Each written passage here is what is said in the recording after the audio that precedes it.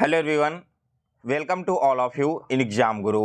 दोस्तों, इस वीडियो में मैं आपको बीपीएससी शिक्षक भर्ती 7th फेज बहाली 2023 के लिए जीके एंड जीएस का एक कंप्लीट प्रैक्टिस सेट सॉल्व करवाने वाला हूं। दोस्तों, यह प्रैक्टिस सेट आपके एग्जाम पैटर्न एंड सिलेबस को ध्यान में रखते हुए बनाया गया है और आने वाले परीक्षा में आपको यही सारे क्वेश्चंस डायरेक्ट पूछते हुए देखने को मिलेगा। इसके साथ ही दोस्तों, अगर आप इस पूरे सेट का पीडीएफ डाउनलोड करना चाहते हैं तो इसका पीडीएफ आप मेरे टेलीग्राम चैनल एग्जाम गुरु से डाउनलोड कर लेना। टेलीग्राम चैनल का लिंक मैंने इसी वीडियो के डिस्क्रिप्शन बॉक्स में दे दिया है। चलिए दोस्तों, अब ज़्यादा टाइम स्पेंड ना करते हुए आज का वीडियो स्टार्ट करते हैं। तो पहला क्वेश्चन देखिए क्या कह रहा है कि शून्य की खोज किसके द्वारा की गई थी। ऑप्शन है आर्यभट्ट, वराहमिहिर, भास्कर प्रथम और एक अज्ञात भारतीय।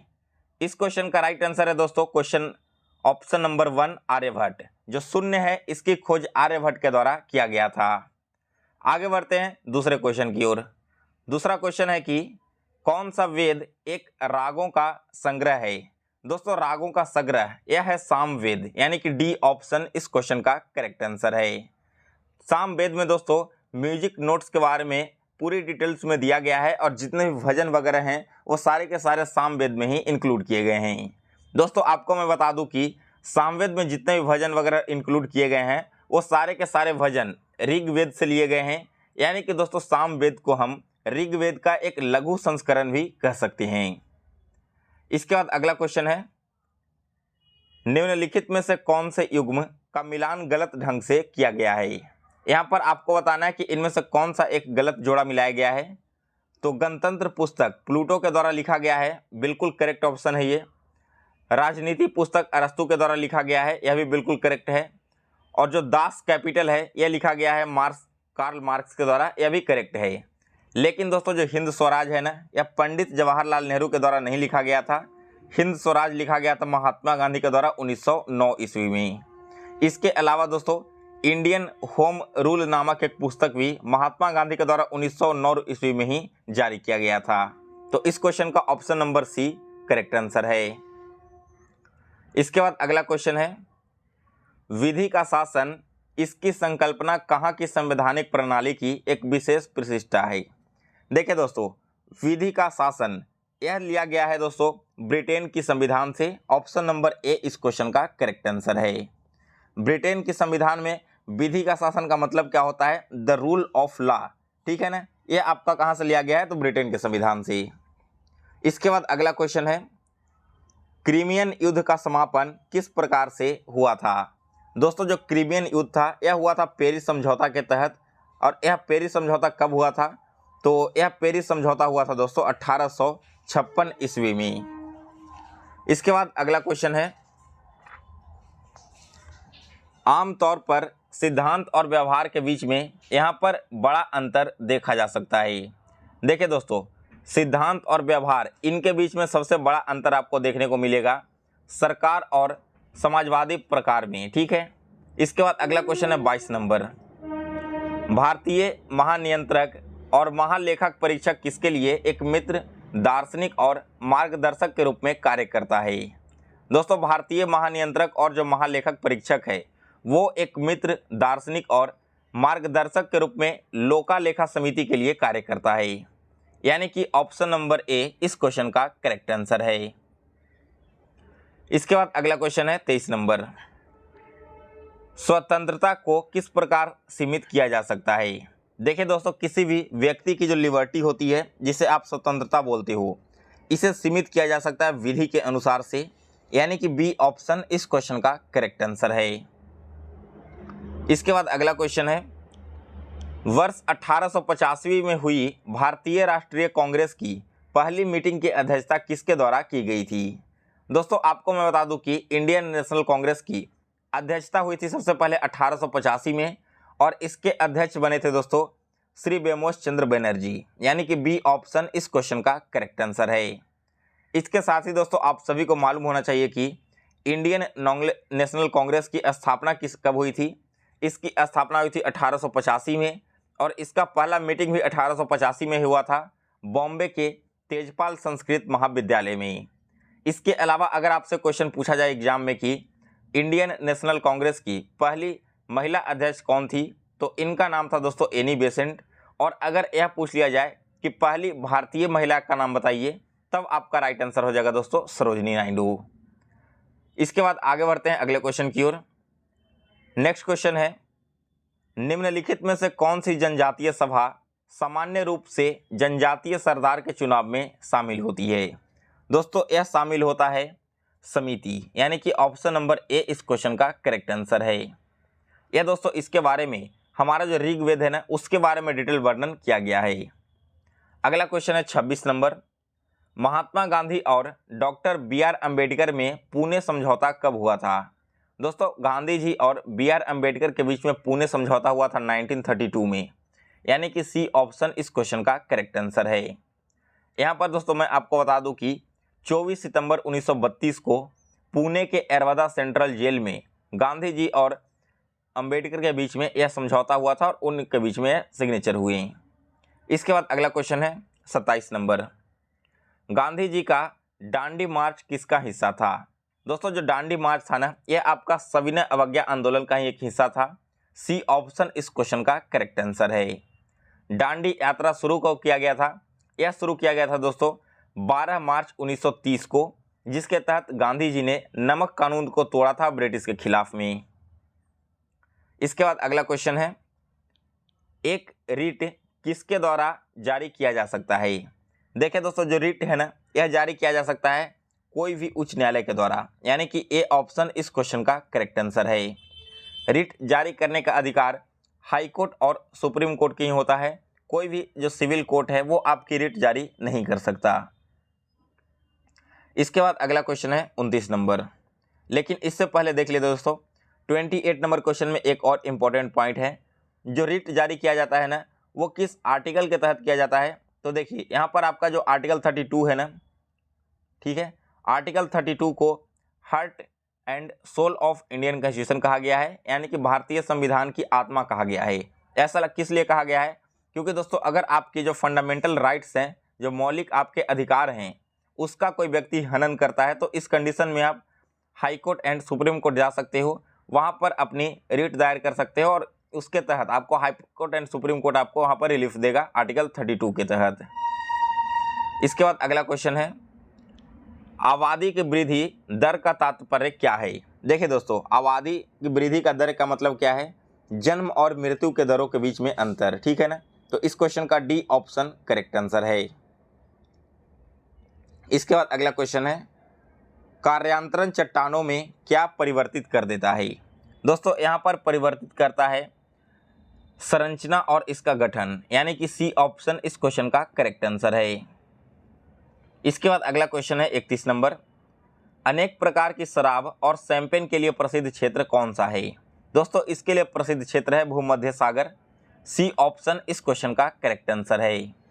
ऐसा इसलिए दोस्तों क्योंकि भूमध्य सागर एक ऐसा क्षेत्र है जहां पर विशेष प्रकार के फलों का वाइन मिलता है और वहां पर दोस्तों ऐसे जो फल होते हैं ना, जैसे कि अंगूर वगैरह, वो काफ़ी मात्रा में पाया जाता है और इसी वजह से वहां पर इस प्रकार के वाइन भी बहुत ज़्यादा मात्रा में उपलब्ध होते हैं। अगला क्वेश्चन है, विनिमय किसके दौरान होता है? दोस्तों यह जो विनिमय है यह होता है आपका स्थूल पट के दौरान। सी ऑप्शन इस क्वेश्चन का करेक्ट आंसर है। अगला क्वेश्चन है, मांडी सिंचाई परियोजना किस नदी के ऊपर में बना हुआ है? दोस्तों यह जो सिंचाई परियोजना है यह बना हुआ है ब्यास नदी के ऊपर। डी ऑप्शन इस क्वेश्चन का करेक्ट आंसर है। इसके बाद अगला क्वेश्चन है, स्लैश और वर्ण कृषि को मिल्पा के नाम से किस देश में जाना जाता है? दोस्तों इसे जाना जाता है मेक्सिको और सेंट्रल अमेरिका में। अगला क्वेश्चन है, भारत में कभी कभी हरित मंत्रालय कहा जाने वाले मंत्रालय कौन सा है? तो यह मंत्रालय है दोस्तों आपका पर्यावरण एवं वन विभाग, यानी कि बी ऑप्शन इस क्वेश्चन का करेक्ट आंसर है। इसके बाद अगला क्वेश्चन है, the story of Malgudi days नामक पुस्तक किसके द्वारा लिखी गई है? दोस्तों यह जो मालगुडी डेज है यह पुस्तक लिखा गया है आर के नारायण के द्वारा। बी ऑप्शन इस क्वेश्चन का करेक्ट आंसर है। इसका पब्लिकेशन दोस्तों 1943 में किया गया था, जिसमें बहुत सारी लिखित छोटी छोटी कहानियों का एक संग्रह किया गया है। इसके बाद अगला क्वेश्चन है, खिलाड़ियों को रणजी ट्रॉफी किस खेल में दी जाती है? दोस्तों यह जो रणजी ट्रॉफी है यह संबंधित है क्रिकेट से। सी ऑप्शन इस क्वेश्चन का करेक्ट आंसर है। और आपको मैं बता दूं दोस्तों कि प्रथम रणजी टूर्नामेंट का आयोजन सन 1934 में किया गया था। इसके बाद अगला क्वेश्चन है 38 नंबर। किस अनुच्छेद यानी कि आर्टिकल के अंतर्गत जम्मू और कश्मीर को भारतीय संविधान द्वारा विशेष स्थिति प्रदान की गई थी? तो यह प्रदान किया गया था तो आर्टिकल 370 के तहत। लेकिन आप सभी को पता है कि 5 अगस्त 2019 को ये जो आर्टिकल 370 है जम्मू कश्मीर में लागू, इसे हटा लिया गया और इसे हटाने के साथ ही जम्मू और कश्मीर को जो विशेष सुविधा दी गई थी वो यहाँ पर वापस ले ली गई है। अगला क्वेश्चन है केंद्रीय खाद्य प्रौद्योगिकी और अनुसंधान संस्थान कहाँ पर स्थित है? दोस्तों यह संस्थान स्थित है मैसूर में। बी ऑप्शन इस क्वेश्चन का करेक्ट आंसर है। यहाँ पर आपको मैं बता दूं दोस्तों कि ये जो केंद्रीय खाद्य प्रौद्योगिकी और अनुसंधान संस्थान है इसकी स्थापना कर्नाटक के मैसूर शहर में 1950 ईस्वी में की गई थी। अगला क्वेश्चन है कि खाद्य फसलों में इनमें से कौन शामिल है? तो खाद्य फसल कौन कौन हो जाएंगे दोस्तों? वो हो जाएगा खाद्यान्न, दालें और खाद्य तेलहन। बाकी इसके अलावा ये दोनों के दोनों क्या हैं? ये सारे आपके कॉमर्शियल एग्रीकल्चर हैं। अगला क्वेश्चन है भारतीय प्रायद्वीप की सबसे लंबी नदी कौन सी है? दोस्तों भारतीय प्रायद्वीप की सबसे लंबी नदी का नाम है गोदावरी। डी ऑप्शन इस क्वेश्चन का करेक्ट आंसर है। इसकी टोटल लंबाई दोस्तों 1450 किलोमीटर है। और इसके बाद आपका आता है कृष्णा नदी जिसकी लंबाई लगभग 1300 मीटर है, 1300 किलोमीटर है। इसके अलावा दोस्तों मैं आपको बता दूं कि गोदावरी को वृद्ध गंगा या फिर दक्षिण गंगा के नाम से भी जाना जाता है। तो यह क्वेश्चन भी आपसे एग्जाम में पूछा जा सकता है कि किस नदी को हम वृद्ध गंगा कहते हैं या फिर दक्षिण गंगा कहते हैं, तब आपका राइट आंसर हो जाएगा गोदावरी नदी। इसके बाद अगला क्वेश्चन है निम्नलिखित में से किसका मिलान गलत किया गया है? तो देखिए 42 नंबर क्वेश्चन में डॉक्टर BR अम्बेडकर के द्वारा अम्बेडकर विश्वविद्यालय खोला गया, बिल्कुल राइट है। जवाहरलाल नेहरू के द्वारा JNU विश्वविद्यालय खोला गया, यह भी सही है। मदन मोहन मालवीय ने BHU की स्थापना की, यह भी बिल्कुल करेक्ट है। लेकिन दोस्तों सर सैयद मुर्तज़ा खान के द्वारा अलीगढ़ मुस्लिम विश्वविद्यालय की स्थापना की गई थी, ये आपका करेक्ट नहीं है। इसकी जगह पर क्या होने वाला है? तो दोस्तों जो अलीगढ़ मुस्लिम विश्वविद्यालय है इसकी स्थापना सर सैयद अहमद खान के द्वारा किया गया था। और कब किया गया था? तो 1875 में। इसके बाद अगला क्वेश्चन है कि भारत में मतदान की आयु क्या है? दोस्तों भारत में मतदान करने की आयु मिनिमम 18 साल है, यानी कि बी ऑप्शन इस क्वेश्चन का करेक्ट आंसर है। इसके बाद अगला क्वेश्चन है महाकाव्य महाभारत कब रचा गया था, यानी कि किसके द्वारा लिखा गया था? तो दोस्तों जो आपका महाभारत महाकाव्य है यह लिखा गया है दोस्तों वेद व्यास के द्वारा। डी ऑप्शन इस क्वेश्चन का करेक्ट आंसर है। अगला क्वेश्चन है निम्नलिखित में से क्या सिंधु घाटी की सभ्यता में अभिलक्षित नहीं किया गया है? दोस्तों देखिए जो सिंधु घाटी है ना वहाँ पर नगर नियोजन किया गया था, यानी कि टाउन प्लानिंग, व्यापार था बहुत बड़े मात्रा में, सैन्य विजय भी था, लेकिन लिपि जिसका कूटवाचन नहीं किया गया है ये आपका गलत है। इसके बाद अगला क्वेश्चन है, यहाँ पर देखिए दोस्तों कई लोग कंफ्यूज हो रहे होंगे ना कि जो लिपि वहाँ पर मिली है उसे तो अभी तक हम लोग नहीं पढ़ पाए हैं, फिर ये वाला आपका स्टेटमेंट क्यों करेक्ट होगा यहाँ पर? तो देखिए जो लिपि दी गई है ना उसको कूटवाचन नहीं किया जा सकता, वहाँ पर वो सारे के सारे चित्रात्मक लिपि हैं, ठीक है ना, तो उसे हमें समझना होगा, ना कि वहाँ पर हम उसका कोड निकाल सकते हैं। इसके बाद अगला क्वेश्चन है डैश को सिंहासन से हटाकर चंद्रगुप्त मौर्य राजा बनी। देखिए दोस्तों जो चंद्रगुप्त मौर्य थे ना वे राजा बने नंद वंश के अंतिम शासक धनानंद को हटा कर के। यहीं पर दोस्तों उन्होंने इसे हराया था और फिर इसके बाद वे राजा बने थे। अगला क्वेश्चन है सुश्रुत क्या थी? तो दोस्तों आप सभी लोगों ने इनका नाम सुना होगा। जो सुश्रुत थे वे एक आयुर्वेद पर ग्रंथकार थे। सी ऑप्शन इस क्वेश्चन का करेक्ट आंसर है। और आपको मैं बता दूं दोस्तों कि सुश्रुत के द्वारा ही सुश्रुत संहिता प्रकाशित किया गया था। इसके बाद अगला क्वेश्चन है राणा प्रताप किस मुगल बादशाह के विरुद्ध लड़े थे? दोस्तों राणा प्रताप लड़े थे अकबर के विरुद्ध में। और कब लड़े थे? तो 1576 में हल्दी घाटी के युद्ध में। इसके बाद अगला क्वेश्चन है 49 नंबर शिवाजी किस मुगल बादशाह के विरुद्ध लड़े थी? दोस्तों आपको मैं बता दूं कि जो शिवाजी थे वे लड़े थे औरंगजेब के विरुद्ध। डी ऑप्शन इस क्वेश्चन का करेक्ट आंसर है। इसके बाद अगला क्वेश्चन है 50 नंबर, अस्थाई अधिवास संबंधित किससे है? तो देखिए यह जो अस्थाई अधिवास है ना, यह संबंधित है आपका लॉर्ड कॉर्नवालिस से।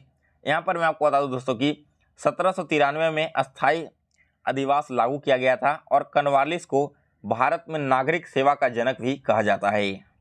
इसके बाद दोस्तों अगला जो क्वेश्चन है, इस क्वेश्चन का राइट आंसर आप सभी को कमेंट बॉक्स में कमेंट करके बताना होगा। कमेंट में क्या बताना है कि स्वतंत्रता के समय भारत के वायसराय कौन थे? ऑप्शन है Lord Mountbatten, Lord Ripon, Lord Wavell and Lord Curzon. तो आप सभी लोग इस क्वेश्चन का राइट आंसर मुझे कमेंट बॉक्स में कमेंट करके बता देना। अगला क्वेश्चन है कि जो दांडी यात्रा थी, दांडी कूच, वो किससे संबंधित है? मैंने आपको ऊपर क्वेश्चन में बताया था दोस्तों, ये जो दांडी कूच है यह संबंधित थी नमक से। ऑप्शन नंबर ए इस क्वेश्चन का करेक्ट आंसर है। यहाँ पर दोस्तों आपको मैं डिटेल में बता देता हूँ कि 12 मार्च 1930 को गांधी जी ने अपने टोटल 79 समर्थकों के साथ साबरमती स्थित अपने आश्रम से लगभग 322 किलोमीटर दूर पर दांडी के लिए प्रस्थान किया और 24 दिन की यात्रा के बाद 6 अप्रैल 1930 को दांडी पहुंचकर गांधी जी ने नमक के कानून को तोड़ा था। इसके बाद अगला क्वेश्चन है, अंतिम मुगल सम्राट बहादुर शाह जफर को सन 1857 के स्वतंत्रता संग्राम के पश्चात कहां पर निर्वासित कर दिया गया था? तो इस आंदोलन के पश्चात उन्हें रंगून भेज करके निर्वासित कर दिया गया था। डी ऑप्शन इस क्वेश्चन का करेक्ट आंसर है। अगला क्वेश्चन है, मोपला बगावत या फिर मोपला विद्रोह इनमें से किस राज्य में हुआ था? दोस्तों यह जो मोपला विद्रोह है यह हुआ था केरल में। और कब हुआ था? तो अगस्त 1921 में। इसके बाद अगला क्वेश्चन है 55 number, Vasco D gamma Bharat कब आया था? दोस्तों वास्को डी गामा भारत में आया था सन 1498 में, यानी कि बी ऑप्शन इस क्वेश्चन का करेक्ट आंसर है। और दोस्तों वो कहाँ पर उतरा था? तो वास्को डी गामा एक समुद्र तट के नीचे उतरा था जो कि कालीकट है। इसके बाद अगला क्वेश्चन है, बिहार के राजगीर में स्थित गृंधकूट पहाड़ी के दर्शन करते समय कौन विदेशी यात्री भावुक होकर रो पड़ा था? तो यह था दोस्तों आपका फाहियान, यानी कि बी ऑप्शन इस क्वेश्चन का करेक्ट आंसर है। इसके बाद अगला क्वेश्चन है 57 नंबर, बिहार के ओदंतपुरी महाविहार नष्ट कब किया गया था? दोस्तों यह जो ओदंतपुरी विहार है वो बिहार शरीफ में स्थित था। इसे नष्ट किया गया था दोस्तों बख्तियार खिलजी के आक्रमण के समय में। इसके बाद अगला क्वेश्चन 58 नंबर, प्रत्येक 13 नवंबर को यूनिसेफ बिहार में मीना दिवस कब मनाता है? तो देखिए दोस्तों इसके पीछे का रीज़न है दोस्तों कि आपको मैं बता दूं कि इस दिन 10 वर्ष पूर्व संयुक्त राष्ट्र संघ का बालिका अधिकार कन्वेंशन मनाया गया था। इसी वजह से हर साल ये मनाया जाता है। अगला क्वेश्चन है, बिहार में मंजूषा चित्रशैली किस क्षेत्र में लोकप्रिय थी? दोस्तों यह जो मंजूषा चित्रशैली है यह लोकप्रिय था अंग क्षेत्र में, यानी कि ऑप्शन नंबर ए इस क्वेश्चन का करेक्ट आंसर है। अगला क्वेश्चन है, बिहार के किसको राष्ट्र कवि होने का गौरव प्राप्त है? दोस्तों बिहार के जो रामधारी सिंह दिनकर हैं उन्हें राष्ट्र कवि के नाम से भी बुलाया जाता है। और दोस्तों आपको मैं बता दूं कि उनकी एक रचना थी उर्वशी। इस रचना के लिए 1972 में उन्हें ज्ञानपीठ पुरस्कार भी दिया गया था। सो गाइज इसी के साथ आज आपका बीपीएससी 7th फेज टीचर बहाली का कंप्लीट जीके जीएस का सेट समाप्त हो चुका है। इसी तरह से दोस्तों मैं आपको इस चैनल पर science, maths, Hindi, English, reasoning सारे सब्जेक्ट के अलग अलग लेक्चर अलग अलग टाइम में अपलोड करके दूंगा।